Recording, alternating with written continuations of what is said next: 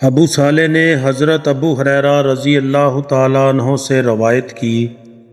कि रसूलुल्लाह सल्लल्लाहु अलैहि वसल्लम ने फरमाया, अल्लाह अज़्ज़ा व जल फरमाता है कि मैंने अपने नेक बंदों के लिए वो नेमतें तैयार करके जमा की हैं जिनको ना किसी आँख ने देखा और ना किसी कान ने सुना और ना उनका किसी बशर के दिल में ख़याल गुज़रा। इन नेमतों के अलावा जिन पर अल्लाह ताला ने तुम्हें मतला कर दिया है, आप सल्लल्लाहु अलैहि वसल्लम ने ये आयत पढ़ी, किसी को मालूम नहीं कि उनकी आँखों की ठंडक के लिए क्या कुछ छुपा कर रखा गया है।